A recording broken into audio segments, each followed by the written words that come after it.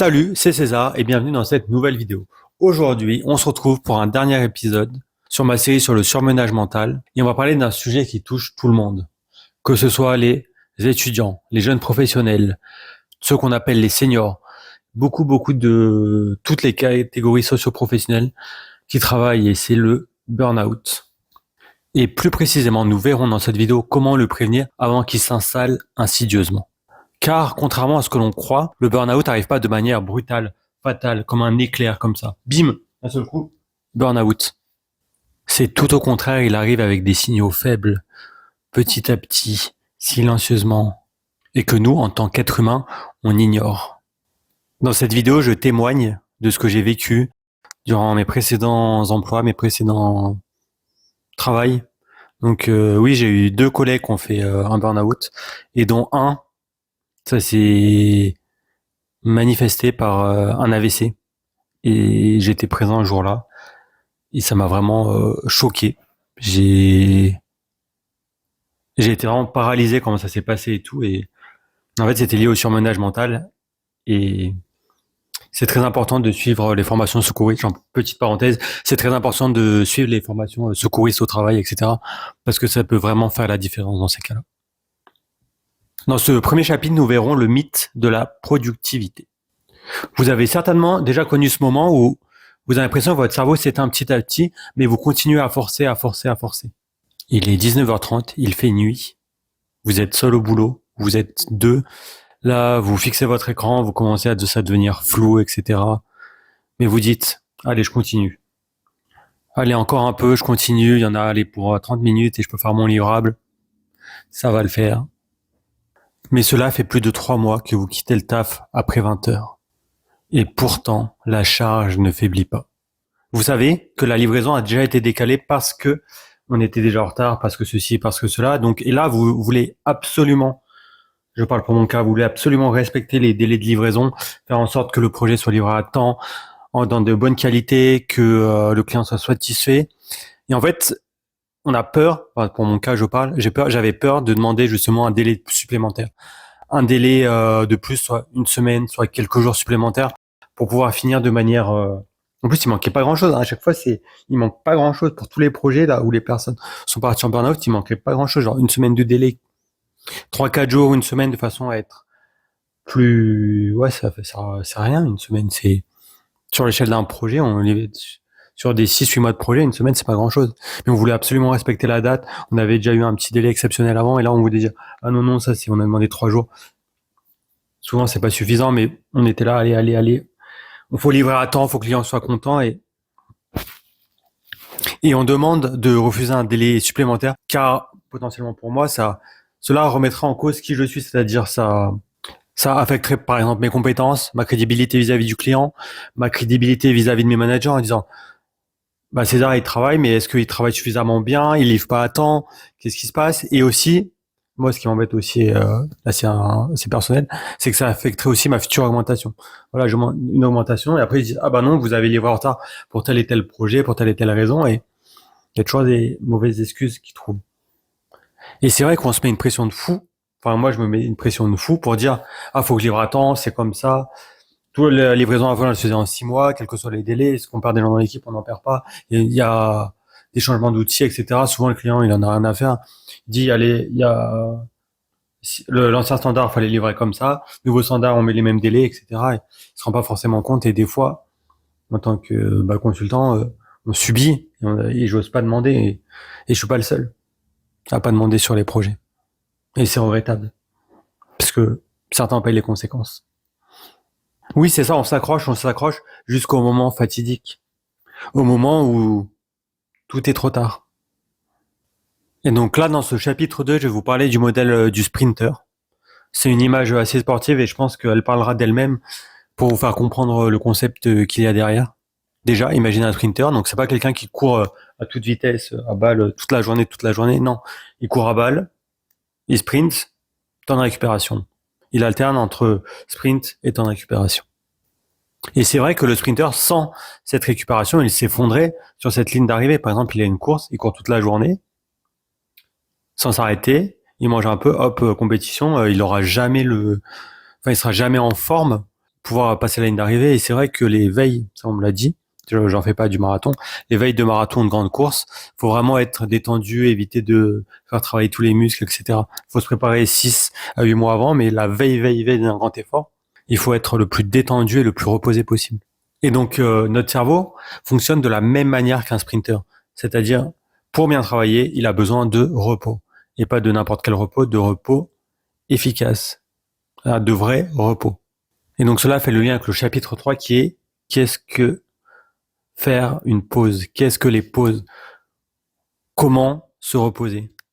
Et c'est vrai que actuellement, au XXIe siècle, à l'ère de la technologie très développée, on ne sait pas comment prendre une pause. Souvent, on associe la pause à scroller sur les réseaux sociaux, grignoter sans conscience, regarder des vidéos YouTube ou TikTok ou Instagram où les gens ils pensent comme ça là, sans prêter vraiment attention.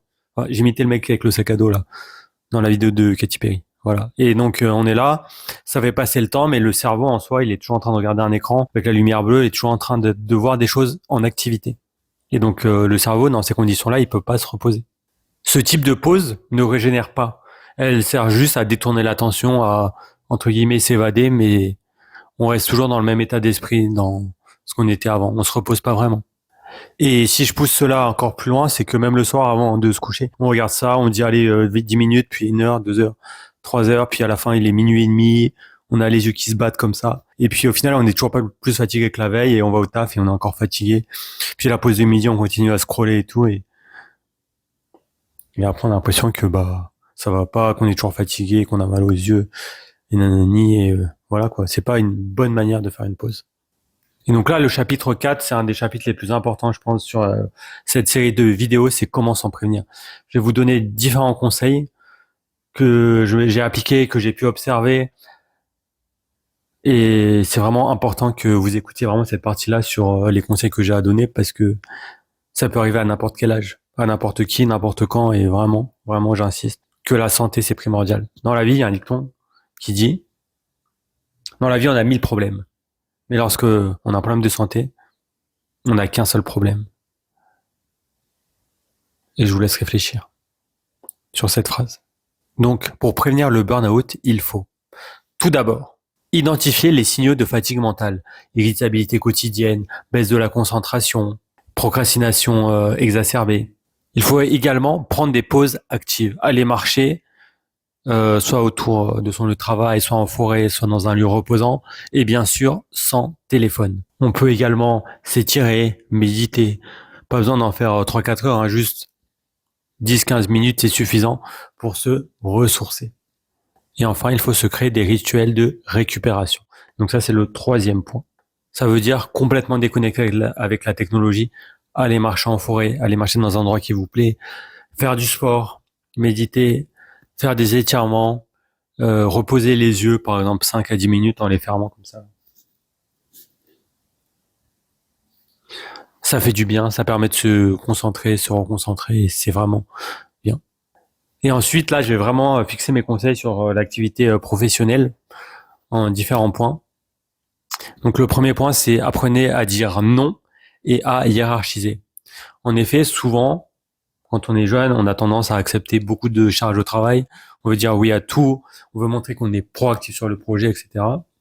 Donc on a une charge actuelle et là le manager arrive et dit exceptionnellement est-ce que tu pourrais prendre ça et ça.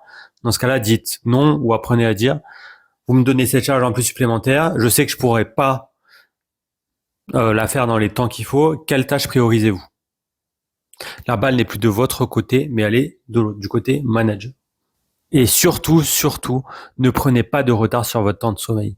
Vous avez besoin de dormir 8 heures, vous allez dormir 8 heures. Quelle que soit la tâche, quel que soit le projet, quelles que soient les priorités, c'est comme ça. Ensuite, il y a le droit à la déconnexion. C'est un droit inclus dans le code du travail. En effet, vous avez le droit de ne pas répondre à vos textos, mails, appels après 20 heures. Sauf, bien sûr, si vous êtes d'astreinte ou que votre contrat l'indique. Mais pour tous les autres qui font leur journée 9-18 heures et qui reprennent leur PC le soir pour retravailler, pour dire « Ah, il manquait ci, il manquait ça, nanana », c'est interdit. Apprenez à déconnecter et surtout, n'installez pas tout ce qui est Google, Outlook, Slack sur votre téléphone perso. Si vous avez un téléphone pro, ça sert pour le travail. Un téléphone perso, c'est perso. Ensuite, mon troisième conseil, c'est de pratiquer le deep work. Ça veut dire le focus, les plages de focus. Ça veut dire vous bloquez une plage de 2 heures, 3 heures dans la journée. Vous pouvez mettre focus time sur Gmail pour ceux qui travaillent avec Gmail hein, et pas Microsoft. C'est horrible d'ailleurs de travailler avec Gmail, petite parenthèse, leur Google Sheet, leur Google machin Word et leur Google Word, je sais pas quoi. Là. Donc, pour revenir au focus time, donc ça vous réservez des plages de 1 heure à 2 heures au boulot. Vous mettez votre téléphone en mode avion pendant cette plage-là et vous dites vraiment, cette plage-là doit me servir à faire mon travail. Pas être dérangé par les questions, pas être dérangé par les collègues, pas être dérangé par ceci, cela, les mails. Vous faites votre tâche pendant 2 heures. Voilà, ça revient à la méthode de Pomodoro que j'avais déjà expliqué dans mes précédentes vidéos. Alors, en effet, le multitasking, répondre à un mail en écoutant un podcast, en parlant avec un collègue, etc., c'est vraiment quelque chose qui rajoute de la charge mentale. Vu comme ça, on dirait, ouais, c'est pas grand chose de faire plusieurs choses à la fois. Mais bon, ça consomme de l'énergie mentale. Et elle n'est pas infinie pour tout le monde. Et enfin, le quatrième point, c'est être à l'écoute de son corps. Ça veut dire un mal aux yeux qui persiste. Un mal de crâne, ça dure pendant plusieurs jours, etc. Même avec les DOL, ça passe pas. Ou alors des maux de dos vraiment trop réguliers, etc. Ne perdez pas du temps en disant ouais ça va passer, on attend une semaine, on attend 15 jours. Consultez un médecin. Ça coûte rien de consulter un médecin. Vous travaillez pourquoi? Pour payer la caisse d'assurance maladie. Vous avez la carte vitale si vous êtes en France bien sûr. Donc oui, allez voir un médecin. Ça se trouve c'est rien, mais vous dites bon. Mais voilà, si vous après une semaine vous avez tous les soirs vous avez mal aux yeux, le lendemain vous avez mal aux yeux, pendant une semaine vous avez mal aux yeux, etc. Avec des migraines et tout, aller consulter un médecin, c'est pas normal. C'est pas normal d'être malade juste pour livrer à temps, pour satisfaire un client. Donc oui, c'est mon conseil, aller voir un médecin avant qu'il soit trop tard. Parce que j'ai vu ça de mes yeux et j'ai deux collègues qui étaient en surcharge mentale, etc. En plus, après, il s'est fait démonter par le client parce qu'il y avait des petits soucis dans la livraison et là, genre, le corps a fait clac d'un coup, genre. Mais on le savait, on était tous dans le même cas que lui et bon, tout s'est pas passé et voilà. Donc oui, priorité, c'est la santé. Hein. Quoi qu'il arrive, et ce qui est malheureux aussi à dire, et je crois que j'en ai déjà parlé dans des vidéos précédentes, c'est que vous partez en arrêt maladie, du jour au lendemain, vous n'êtes plus là. Allez, 48 heures, 72 heures, il y a quelqu'un qui prend votre poste. Et c'est comme ça. Parce que, ok, vous entendez bien avec votre manager, ok, l'entreprise est sympa, il y a des goodies, il y a des bons trucs, mais entre tous, c'est dans le capitalisme moderne de cette société, c'est la renta qui compte. Hein. Faut renta. L'humain, c'est l'humain, voilà, il l'a, tant mieux, on s'entend bien, c'est super, mais bon, faut renta, quoi. Donc c'est pour ça, et je l'ai vu de mes yeux, enfin de mes propres yeux, une personne qui est absente, ok, 15 jours, on n'est pas sûr, est-ce qu'elle va revenir, pas revenir, allez hop, tac, on met quelqu'un de nouveau sur le projet. Et l'autre, on se débrouille pour la virer, même si elle en est en maladie ou pas. Les entreprises se débrouillent toujours pour virer les gens qui jugent peu compétents ou compétents, mais qui ont des soucis de santé. Et c'est normal, et c'est le jeu, et c'est triste, mais c'est comme ça. C'est une réalité de la vie. Pour conclure, je dirais que le burn-out n'arrive pas de manière brutale, fatale. Il arrive petit à petit. On effectue des heures supplémentaires. On ramène le soir son PC chez soi pour travailler quelques heures de plus. On se connecte les week-ends. On répond à des horaires sur notre téléphone où on ne devrait pas répondre. Petit à petit, jour après jour, mois après mois. Et après, petit à petit, le corps, il supporte plus. Et d'après ce que j'ai pu observer, le burn-out arrive toujours à des personnes rigoureuses, consciencieuses, impliquées dans leur travail, qui ne veulent pas décevoir, vraiment loyales à leur employeur, à leur manager, qui ne veulent pas décevoir, qui sont vraiment impliquées et qu'elles pensent qu'elles peuvent y arriver. Ce sont des personnes qui sont prêtes à rester plus longtemps au travail, à être plus impliquées, à faire passer leur vie personnelle en second plan par rapport au travail. Parfois même à faire des heures sup non déclarées de manière exceptionnelle. Et aussi de faire leur maximum pour rendre un travail de qualité. Mais malheureusement, après plusieurs mois, ces personnes s'effondrent. Et souvent non, et une fois de manière très brutale en faisant un AVC. Le burn-out n'est pas une preuve de faiblesse. C'est la conséquence logique d'une suite et d'une accumulation d'injustices qu'on a décidé de porter seul. En effet, on est sur un projet de 10 à 20 personnes, 30 personnes parfois. On n'est pas seul à porter la responsabilité. On n'est pas seul dans l'équipe. Et si chacun a un peu de retard, un jour, 2 jours, d'autres sont plus impliqués, d'autres sont moins impliqués, etc., c'est pas à une seule personne de tout porter. Et malheureusement, ça je le redis, c'est les personnes trop impliquées à qui ça arrive. Parce que le gars qui vient juste faire 16 heures, 9 heures il est là, 18h30 il part chez lui, il fait pile poil 16 heures. Alors lui, on peut être sûr, il est protégé du burn-out. Hein. Mais souvent, ce genre de personnes restent pas forcément dans les postes trop longs. Au bout de 2-3 ans, l'entreprise souvent voilà. Bon après c'est des choix. Bon, en tout cas, ils ont leur santé préservée, d'autres sont trop impliqués, font des burn-out et après peuvent plus jamais retravailler. Non, la personne que j'ai vue passer à café un AVC, l'autre partie en burn-out et depuis elle a pas repris un travail d'ingénieur. Donc c'est quoi 3 ans qu'elle est arrêtée, 2 ans. 2 ans qu'elle est arrêtée et là ça fait 1 an qu'elle a pas réussi à reprendre un nouveau travail, repenser, etc. Voilà. Si tu regardes cette vidéo, c'est pas un hasard.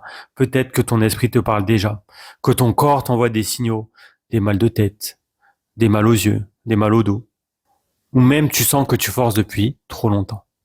Tu n'as pas besoin d'attendre l'effondrement pour changer de style de travail, de dire à ton manager que de prioriter les tâches, que certains délais sont inatteignables, de savoir dire non aussi à la surcharge mentale, à la surcharge de travail. Et surtout, tu peux intervenir maintenant. Donc pour finir, je dirais qu'en apprenant à écouter son corps, à respecter ses limites et à intégrer le repos, vraiment le vrai repos, sans écran, en marchant, en faisant du sport, on peut arriver à préserver sa santé mentale et aussi à garder sa performance tout au long d'une vie, tout au long d'une carrière de travail. C'était César, merci de m'avoir écouté sur ce sujet assez compliqué. J'espère que je vous ai donné des bons conseils. Et pour pas que le burn-out vous arrive également. Si vous avez d'autres remarques, des commentaires à faire sur le burn-out, que vous voulez témoigner d'une situation ou en parler, n'hésitez pas à commenter au bas de cette vidéo. Je vous remercie de m'avoir écouté. On se retrouve de l'autre côté. Ciao, ciao. Prenez soin de vous. Et surtout, ne vous mettez pas en danger pour un patron ou un manager.